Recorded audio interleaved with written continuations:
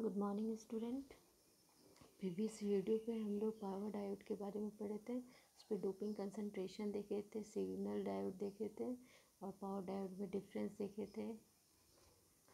फिर हम लोग N- रीजन का सिग्निफिकेंस पढ़े थे, ड्रिफ्ट रीजन का सिग्निफिकेंस पढ़े थे और फिर VI कैरेक्टरिस्टिक देखे थे पावर डायोड का। ठीक है, तो इस वीडियो में हम लोग reverse recovery characteristic of power diode देखने वाले। ठीक है, तो स्टार्ट करते हैं। ठीक है, reverse characteristic of reverse recovery characteristic of power diode. ठीक है, तो सिंपली इसका जो हम लोग का कैरेक्टरिस्टिक वो इस तरह का होता है। ठीक है, यहाँ पे कुछ पॉइंट्स लिखा हुआ है। पॉइंट्स क्या है? जो रिवर्स रिकवरी कैरेक्टरिस्टिक होता है वो it explain the switching behaviour of diode from on state two of state. Means जब मेरा डायोड ऑन स्टेट से ऑफ स्टेट पे जाता है तो उसका स्विचिंग बिहेवियर क्या रहता है, इस चीज़ को मेरा एक्सप्लेन करता है रिवर्स रिकवरी कैरेक्टरिस्टिक। ठीक है, फिर क्या लिखा हुआ है? When diode is conducting in forward direction some excess charge carrier is stored in the device. This excess charge carrier is due to minority carrier, that is charge stored in depletion region and semiconductor. It means जब मेरे diode forward wise पे रहता है, forward direction में conduct करता है तो कुछ जो चार्ज कैरियर रहता है वो स्टोर हो जाता है। ठीक है, एक्सेस चार्ज कैरियर उसको बोलते हैं, जो कि मेनली माइनॉरिटी चार्ज कैरियर होता है, जो कि डिप्लीशन रीजन में रहता है और सेमीकंडक्टर में प्रेजेंट रहता है। वहाँ पे क्या होता है, एक्सेस चार्ज कैरियर स्टोर हो जाता है। और फिर जब डायोड को हम लोग स्विच ऑफ करते हैं और ऑन स्टेट से ऑफ स्टेट पे जाते हैं, स्विचिंग करते हैं, तो ये जो एक्सेस चार्ज कैरियर रहता है, ये एक्सेस चार्ज कैरियर तो वो स्टिल प्रेजेंट रहता है। स्टिल प्रेजेंट मीन्स अगर मान लीजिए जैसे हम लोग डायोड को ऑन स्टेट से ऑफ स्टेट पे ले जा रहे हैं, लेकिन ये जो चार्ज कैरियर होता है तुरंत नहीं हटा, वो थोड़ी देर के लिए प्रेजेंट रहता है। ठीक है, after the anode current become zero, means अगर हम एनोड करंट ज़ीरो कर देंगे फिर भी ये कुछ देर के लिए प्रेजेंट रहता है। ठीक है, अब इस एक्सेस चार्ज कैरियर को रिमूव कैसे करते हैं? In order to remove excess charge carrier and regain the equilibrium state, ठीक है, recombination process take place and hence the reverse current flow in the device until the complete charge remove। ठीक है, तो ये जो एक्सेस चार्ज कैरियर था इसको remove करने के लिए, वापस इक्विलिब्रियम स्टेट लाने के लिए एक रिकम्बिनेशन प्रोसेस वहाँ पे होता है। उस रिकम्बिनेशन प्रोसेस के थ्रू एक रिवर्स करंट मेरा फ्लो करता है रिवर्स डायरेक्शन में। ठीक है, तो जब तक चार्ज मेरा रिमूव ना हो जाए तब तक मेरा रिवर्स करंट फ्लो करता है रिवर्स डायरेक्शन में। तो उस प्रोसेस को हम लोग बेसिकली क्या बोलते हैं? Reverse recovery process. ठीक है, अब इस पे जो रिवर्स रिकवरी प्रोसेस पे हमको जितना टाइम लगा उस टाइम को हम लोग क्या बोलते हैं? Reverse recovery time. तो बेसिकली TRR क्या है? The transient time during this process, the transient time during reverse recovery process is known as reverse recovery time। इसको हम लोग डिनोट करते हैं TRR से। ठीक है, TRR से डिनोट करते हैं। तो बेसिकली जो मेरा रिवर्स रिकवरी टाइम होता है वो फॉरवर्ड करंट 0 से लेके 1/4 होता है IRMS, means 25% of IRM। IRM क्या है? रिवर्स रिकवरी करंट है, maximum reverse current. IRM means maximum कितना रिवर्स करंट जाता है, उसका 25% मेरा रिवर्स रिकवरी टाइम रहता है। ठीक है, अब ये the QR depends on anode current when it is conducting. If anode current increases more minority charge पर पार्टिसिपेट। ठीक है, तो QR क्या है? ये simple charge stored in semiconductor में है, कितना चार्ज मेरा स्टोर रहता है वो मेरा टोटली एनोड करंट पे डिपेंड करता है। मीन्स ज़्यादा एनोड करंट आएगा तो ज़्यादा माइनॉरिटी चार्ज कैरियर पार्टिसिपेट करेगा। ठीक है, सिंपल ये रिवर्स रिकवरी कैरेक्टरिस्टिक का हम लोग के पास क्या है? ये डायग्राम है। ठीक है, कैरेक्टरिस्टिक यहाँ ड्रॉ है। सिंपली अगर फॉरवर्ड करंट मेरा मान लीजिए इस पोजीशन में था, यहाँ से जब हम लोग जैसे स्विचिंग किए तो ये ऑफ होगा। ठीक है, मीन्स फॉरवर्ड करंट 0 हो गया। यहाँ पे तो IF 0 हो गया, IF इक्वल्स टू 0 हुआ, ठीक है, आई एफ 0 हो गया। अब आई एफ 0 होने के कारण जो एक्सेस चार्ज कैरियर रहता है उसके चलते क्या होता है, एक reverse recombination process take place करता है, ठीक है। तो रिकम्बिनेशन प्रोसेस के दौरान एक रिवर्स करंट फ्लो करता है मेरा इन रिवर्स डायरेक्शन में, ठीक है। तो ये जो मैक्सिमम जो करंट मेरा फ्लो कर रहा है रिवर्स डायरेक्शन, उसको क्या बोलते हैं, आई आर एम। तो आई आर एम क्या, पीक रिवर्स करंट, ठीक है, पीक रिवर्स करंट है, ठीक है। फिर ये जैसे ही ये पीक करंट पहुंचता है उसके बाद फिर ये रिड्यूस होता है और यहाँ तक जाता है। तो ये बेसिकली कितना होता है, 25% ऑफ आई आर एम, ठीक है। ये लीकेज करंट है। अब जो टाइम होता है, जो प्रोसेस ऑफ रिवर्स रिकवरी का जो प्रोसेस के बीच का टाइम होता है उसको हम लोग क्या बोलते हैं, रिवर्स रिकवरी टाइम, ठीक है।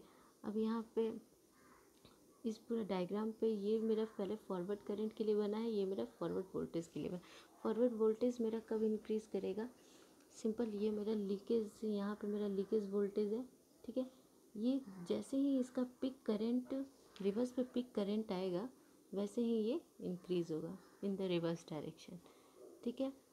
तो ये वाला पोर्शन मेरा जो यहाँ पे है वो मेरा लीकेज करंट होता है, ठीक है। तो मतलब किसी भी डिवाइस को वर्क करने के लिए ये बहुत ही इम्पोर्टेंट कंडीशन होता है कि जो मेरा टी ए है वो ग्रेटर देन टी बी होना चाहिए, ठीक है। ये देखिए, ये जो पोर्शन है वो मेरा क्या है, टी ए है, और ये पोर्शन टी बी है।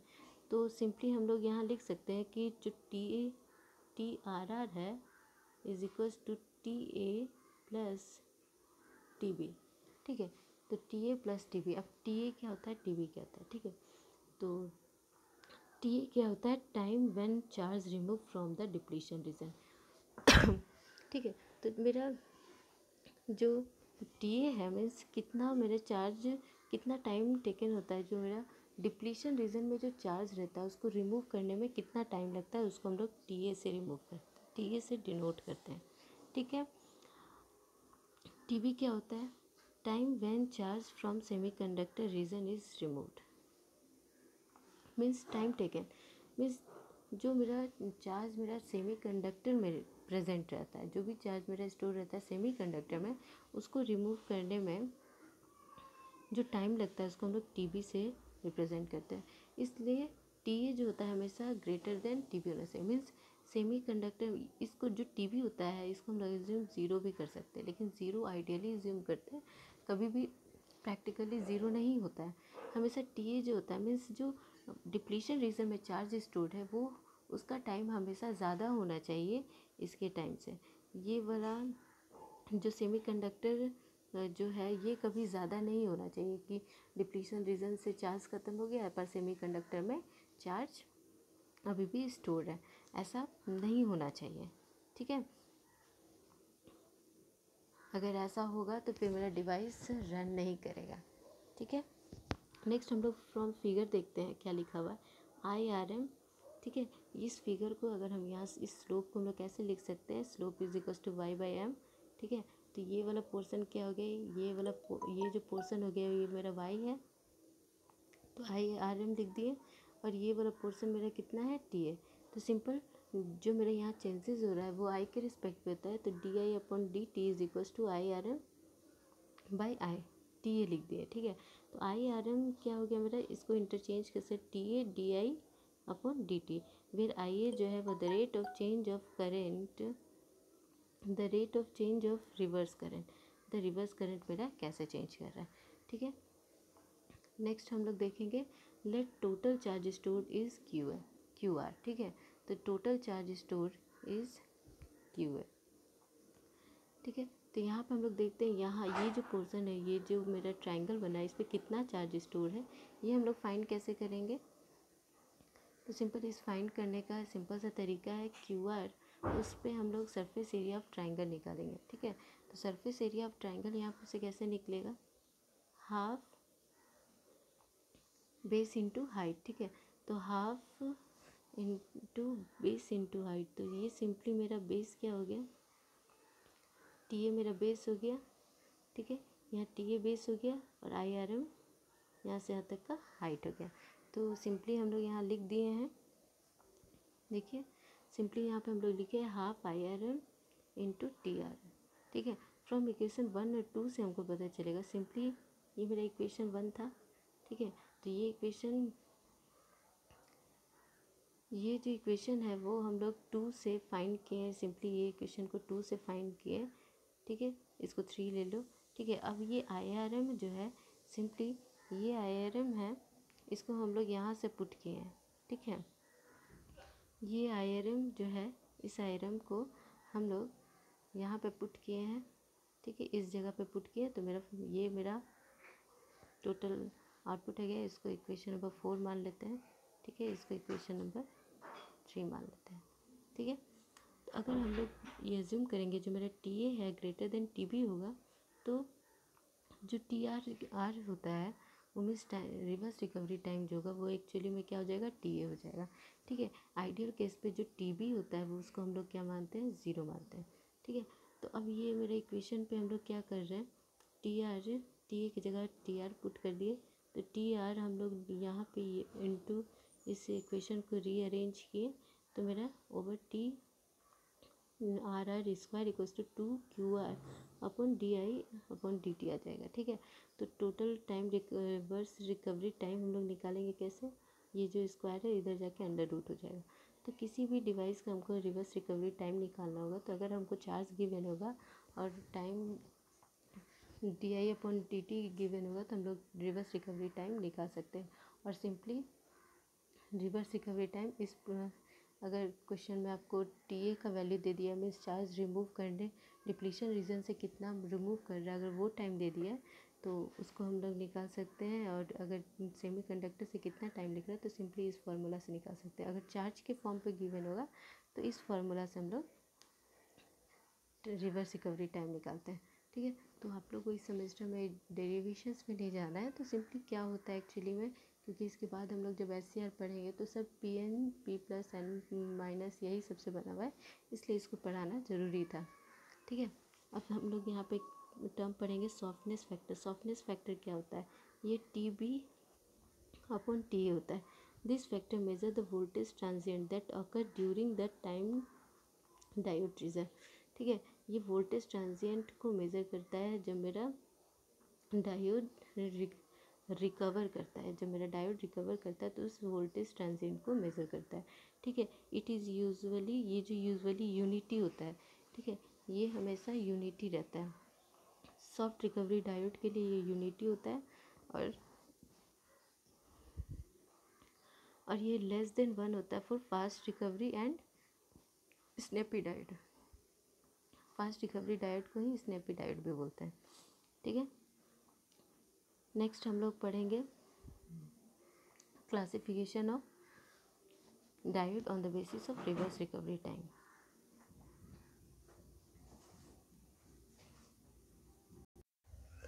ठीक है, जो रिवर्स रिकवरी टाइम के अकॉर्डिंग मेरा डायोड जो है वो क्लासिफाइड हुआ है 3 पार्ट पे। पहला जनरल पर्पस डायोड भी होता है, दूसरा fast recovery diode, Schottky diode. ठीक है, तो जो जनरल पर्पस डायोड है इसको हम लोग सॉफ्ट रिकवरी डायोड भी बोलते हैं। ठीक है, तो स्टार्ट करते हैं जनरल पर्पस डायोड। इसका जो रेटिंग होता है 50 kV 1 किलो एम्पियर रेटिंग इसका होता है। ये लो फ्रिक्वेंसी के लिए यूज़ होता है। इसका हाई TRR होता है, मीन्स रिवर्स रिकवरी टाइम इसका हाई होता है अप्रोक्स 20 माइक्रोसेकेंड से लेके 30 माइक्रोसेकेंड से। इसका एप्लीकेशन मेरा रेक्टिफायर, चार्जर, UPS एक्सेट्रा में यूज़ होता है। ठीक है, इसका जो रिवर्स रिकवरी टाइम होता है वो ज़्यादा होता है। ठीक है, फास्ट रिकवरी डायोड के बारे में देखें, 300 वोल्ट 100 एम्पियर मीन्स इतना तक ये विथस्टैंड कर सकता है। ठीक है, ये जनरली हाई फ्रिक्वेंसी के लिए यूज़ होता है। It has low TRR। ठीक है, मीन्स इसका जो रिवर्स रिकवरी टाइम होता है वो बहुत ही कम होता है, जैसे 2 माइक्रोसेकेंड से लेकर 5 माइक्रोसेकेंड। नाम से ही पता चल रहा है फास्ट रिकवरी डायोड है, मीन्स फास्टली ये रिकवर करेगा। मीन्स इसका switching time as compare to general diode इस पर ज़्यादा होता है। तो बेसिकली ये यूज़ होता है मेरा इन्वर्टर पे। ठीक है, थर्ड हम लोग देखेंगे Schottky diode. It is use for low voltage. ये लो वोल्टेज के लिए यूज़ होता है। ठीक है, वोल्टेज 400 वोल्ट, I 300 एम्पियर। ठीक है,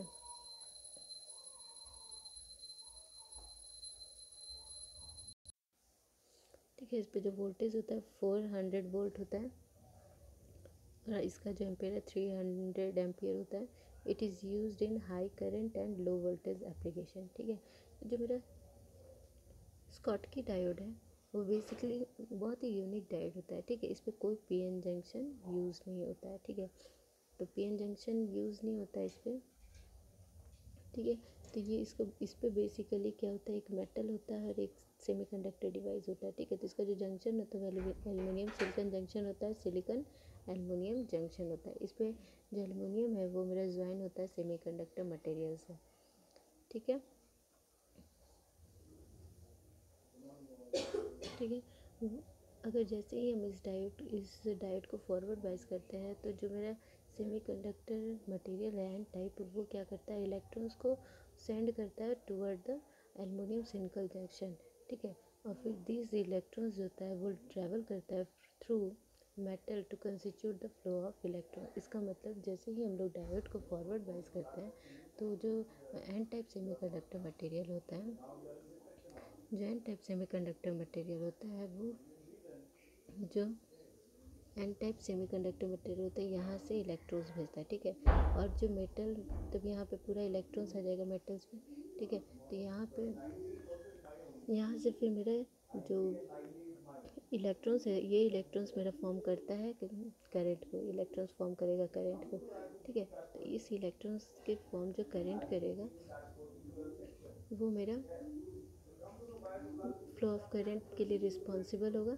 ठीक है, so the flow of current due to signal charge करिए, यहाँ पे सिंगल चार्ज करिए। यहाँ जो मेरा करंट फ्लो हो रहा है सिंगल चार्ज करिए, मीन्स यहाँ पे कोई भी प्रोविज़न होल्स का नहीं। मेटल है, मेटल में भी मेरा कंडक्शन बहुत अच्छा होता है, तो मेटल्स में भी कोई होल्स नहीं होता है, इसलिए यहाँ पे जो मेरा कंडक्शन होगा वो ड्यू टू वनली इलेक्ट्रॉन्स के चलते होता है, इसलिए इसको हम लोग यूनिपोलर डिवाइस भी बोलते हैं। ठीक है, तो one of the greatest advantage of this diode is that here the advantage of PD means power diode is overcome. ठीक है, तो जो डिसएडवांटेज था पावर डायोड का, रिवर्स रिकवरी वाला जो प्रॉब्लम था, रिवर्स रिकवरी कैरेक्टरिस्टिक जो मैग्नेटिक चार्ज के के चलते होता है वो यहाँ रिमूव कर जाता है। ठीक है, जो स्कॉटकी डायोड होता है हैविंग हाई स्विचिंग टाइम, अगर मान लीजिए इसका रिवर्स रिकवरी टाइम नहीं होगा तो इसका स्विचिंग कैरेक्टरिस्टिक भी ज़्यादा हो जाएगा, मीन्स ये फास्टली स्विचिंग करेगा। मीन्स जैसे ही आप इसको ऑफ करते हैं, जैसे हम लोग इसको ऑफ करते हैं, ये तुरंत ही ऑफ हो जाता है, इस पर कोई रिवर्स रिकवरी प्रोसेस नहीं होता है। ठीक है, क्यों नहीं होता है, क्योंकि इस पर कोई पीएन जंक्शन नहीं होता है, कोई डिप्लीशन लेयर नहीं होता है, कोई यहाँ जंक्शन फॉर्म नहीं होता है। ठीक है, तो हम लोग नेक्स्ट हम लोग बीजेटी पावर बीजेटी के बारे में पढ़ेंगे। ठीक है, तो ओवरऑल मेरा पावर डायोड जो हुआ उसका कैरेक्टरिस्टिक क्या हुआ, तो जो मेरा पावर डायोड हुआ वो बेसिकली मेरा हाई वोल्टेज और हाई करंट कैपेबिलिटी के लिए यूज़ होता है। ये मेरा सिमिलर होता है सिग्नल डायोड के, बस इस पे जो वोल्टेज और करंट कैपेसिटी होता है वो ज़्यादा होता है as compare to signal diode. इसका जो स्विचिंग टाइम होता है वो मेरा लेस होता है as compare to signal diode. ठीक है, आज के लिए इतना ही। आई होप आप लोग को मेरा सेशन समझ में आया होगा, पावर डायोड के बारे में कुछ कंसेप्ट क्लियर हुआ होगा। Thank you. अगर आपको कोई भी डाउट होगा तो आप हमें कमेंट से पूछ सकते हो। Thank you.